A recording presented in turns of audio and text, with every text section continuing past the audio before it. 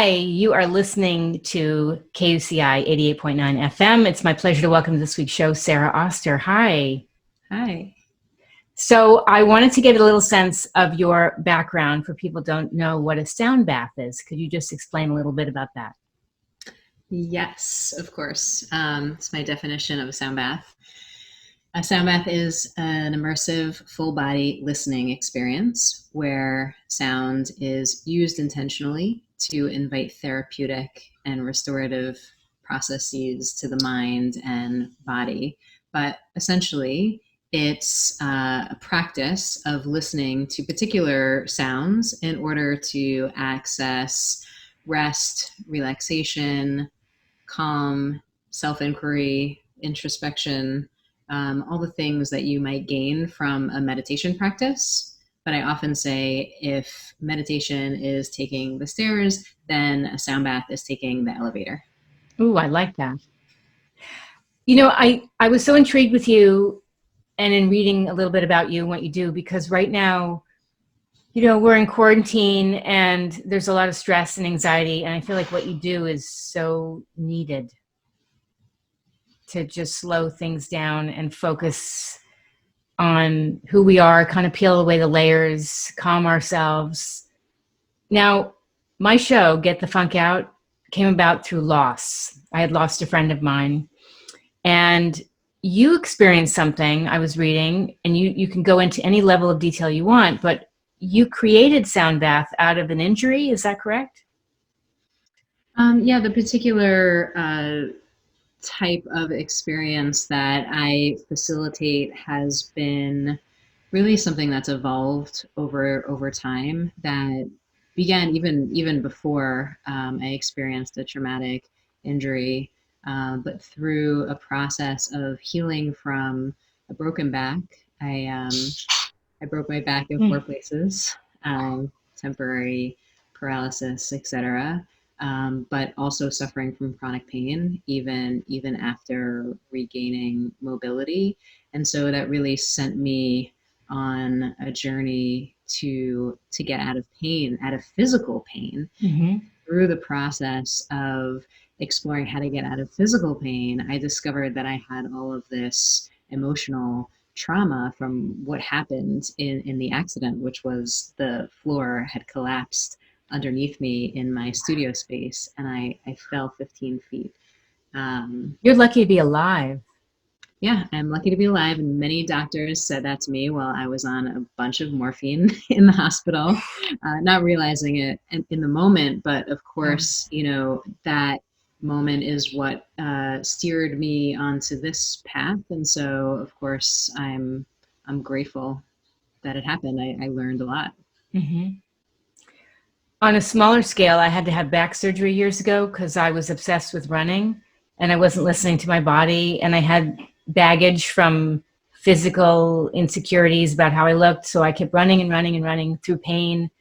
And I feel like my injury taught me a lot. And there was a lot of physical healing, but definitely emotional. Mm. And that happens. It does. I think the body has a way of communicating and really letting you know what it needs. And if you're not listening and you just keep ignoring the signs and the signals and you keep running and you keep, you know, then it gets louder and louder until you pay attention. Right. How do you recover from a broken back? Where do we begin? I went, first of all, I was in a brace from my neck to my hips for about 6 months. So I had a lot of physical therapy. I luckily, after searching, found a chiropractor who had a very inclusive center with acupuncture and massage therapy and everything kind of in one location. She put me on a cleanse, and Great. this was in 2002, which at that time, these things weren't really popular. You're like, what's a cleanse? You know, the buzzword, the wellness industry wasn't explosive. It was still. So, yeah, right. What's a cleanse? Exactly. So she had a way of teaching me how to look holistically at at my body and my health. And yeah, she set me up for a deeper exploration, because then I really was interested in discovering how I could help myself versus going to somebody who is going to, do something to me, put something on me, Yeah. manipulate my body with their hands. And Yes. that's how I started in a practice of yoga and meditation. It's really, what you have to say is so insightful, because some people, they don't realize the power of the mind, the power of emotion, the power of smell. I mean, all these things, you can smell something and it reminds you of being 3 years old, being with your grandmother and how safe you felt or something.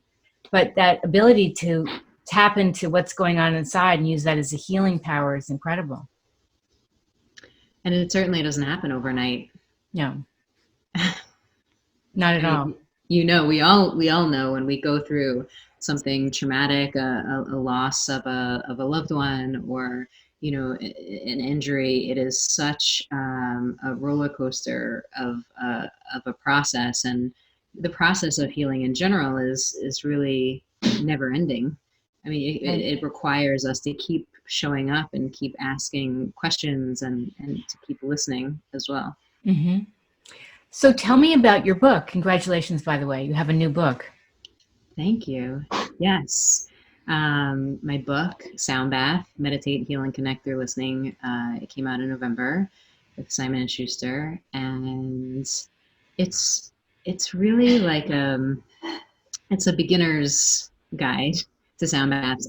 As sound baths are gaining popularity and meditation continues to gain popularity, I really wanted to offer an introduction to the practice and to the principles of how sound can be used therapeutically, and how the practice of listening can be used therapeutically. And so in the book, I share my personal story, but stories about loss and recovery, etc. And I also share at the end of each chapter step-by-step practices that are quite simple and accessible that you can do on your own at home. How did Which you is come up helpful with, right now, right? I know. How did you come up with the practices that worked for you and you felt would work for others? I always think of myself as a guinea pig over the last decade or so. I'll always be willing to try something out on myself, explore with my own body and mind, and practices. And I've studied with several different teachers from different lineages in meditation and yoga and sound therapy. So I'm, as we all are, just a combination of all of our teachers, kind of gleaning and pulling, what works and what benefits, and then creating our own sort of toolkit for what's good for us. Right.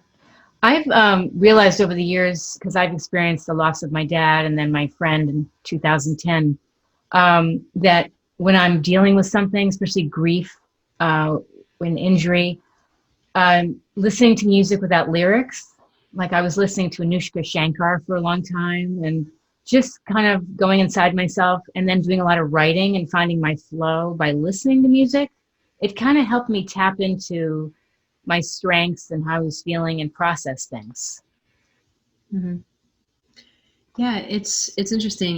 Music can act as an escape, but it can also act as an entry point, a way in, because when you take the focus off of yourself, and I need to fix this, or I need to be creative, and I need to write, and you just let yourself Yes, be open. be, which Yeah, music helps to facilitate. And then also particularly the atonal types of sounds that are used in a sound bath are quite spacious. Really allows you the space to just be and let things reveal themselves. tell me a little bit about some of the people you've studied with that have really influenced you. Sorry for the background noise. That's We're all okay. in quarantine with our Laughter's good. Yeah, laughter is good. My husband is listening to a podcast with headphones on, and I guess there was something funny that happened. Listen, I've had cats walk in front of the camera. I've had dogs, kids. Don't worry about it. Yeah. Um, So some people you studied with that have really impacted you, influenced you. well, whenever I have the opportunity to answer that question, I always say that my parents are the biggest influence on me Right. because I was raised in a house that was full of music and song. My parents both always sang all around the house, not professional singers by any means, gorgeous voices, That's great. but always tapping into music and connecting to music and encouraging us, myself and my sisters, to explore um, that that relationship. So they have always been a real inspiration to me in that regard. Are you musical as well? I mean, do you play an Yeah, instrument? yeah. I have a background as an artist and a musician. What do you play? I play a lot of different instruments. Now I play mostly singing bowls Okay. and tuning forks, but piano, bass guitar, yeah. Very cool. I had a feeling because it kind of builds, and you seem like you're very open to different musical instruments and expressing yourself musically. Yeah, and I think that I believe it's the case with every human person that we're all just building on our previous life Hmm. experience. That this question of, you know, when did you start doing this? When did you start being a radio host? Well, I'm sure you had a strong connection to your voice your whole life, or you were a performer, or that there was like some element or thread for you Right. for your whole life. And it's easier to see when you look back and you say, oh, right. So Right. I've been doing this my whole life. I'm Janeane. I'm connected to my voice, and I'm a radio host, and I'm share my voice in many different ways. You see what I mean? Oh, I do. I was going to say when I was little living in Manhattan, the radio was like my best friend. Mm. I'd be home alone listening to the DJs on the station WPLJ, and I just connected with them, and I'd want to call in, and I love the power of the voice. I love that connection. Mm. Yeah. So tell me what you're doing right now to take care of yourself in quarantine, because I know it's been very challenging, but having this skill set and mindset must be very powerful. I'm sticking with my regular routine of self-care and meditation. Great. If I'm being honest, I'm slacking on the physical activity portion. It's hard. Uh, it's hard, and I've been, quite busy, but still trying to set the boundaries that I've had for myself with work in the past, such as, just because we might all be sheltering in place or in our homes, it doesn't mean that you can email me at 11 o'clock at night and expect an answer. These are my office hours. Yes. I don't work on the weekends, like those Yes. types of boundaries Boundaries. to really Yes. protect, especially when you're a person, like yourself too, who is giving Hmm. at this time. It's important to refill your cup, as they say. Yes. So my meditation practice has stayed steady, and those types of self-care for That's really sure. good. It sounds like you're so mindful of what's going on to protect yourself, your mental and physical health, emotional health. And I think that's always been the case when you're working as a person who's holding a space for other people to heal. You want to be careful not to take on any of their stuff Hmm. as Oh, yeah. as your own. And so, whether I'm facilitating a group or an experience in person, or I'm recording. Sound, it's I'm always careful to set those boundaries. And I really think for me that's also strengthened through a practice of inner listening, really, really tuning my listening. So I know, you know what, this is actually, it's not good for me. I don't want to do this. I can say no to things. Sure. Right. I could imagine that when you work with people, all of a sudden it's like this avalanche of emotion that pours out of them. And it might be a lot for you because people keep a lot of stuff trapped inside of them. And what you do really opens up a lot of past things that have happened to them. I think a lot of people are surprised to experience a release in a sound bath, whether it's a physical sensation or an emotional outpouring, laughing or crying, and they don't understand exactly why that's happening, or they don't really they might not be able to draw the connection in the moment. But like you said, you know, we're sometimes we just are so focused on getting from point A to point B and checking things off of our task list. I think what's especially significant about this time is that there is this kind of spaciousness is almost forced on us. Right. So many people might be trying to fill it up. And then some people are taking the opportunity to explore and let some things release. I think that's excellent advice. I mean, I know in the talks I've given about self-care and resilience, I always say to people, you don't have to go and do everything. And it's really a time for reflection and kind of peel away your layers and see who you are, what you want, and tap into taking really good care of yourself because this is challenging. Yeah. Who said we're human beings, not human doings? I like that. I heard it a long time ago, I and I like that. can't attribute the quote, but Boom. I like that. We just need to really be stays. sometimes. Yeah. Yeah. I know sometimes I find that I'm doing too much and I just go outside and I sit in a chair in the sun and I'll stare at the birds, you know, and just breathe, close my eyes because it's, you know, being at home, there's no commute or anything. It can be a lot. And I do have to say no to things sometimes. It becomes too much. Yeah. Right. Just because you have an hour window doesn't mean that you have to fill it.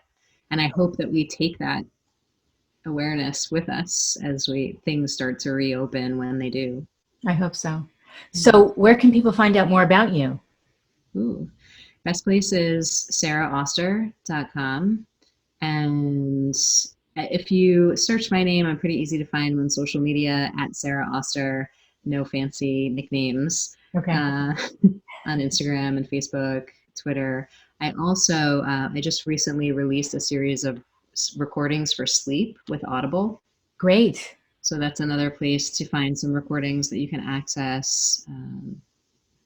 Does that tie into your book or is that just a separate thing? Well, I guess it all ties into my book, but it's a separate project. Great. Yeah. Well, thank you so much. This has been fantastic. Thank you. Thanks for having me. It was really lovely to speak with you.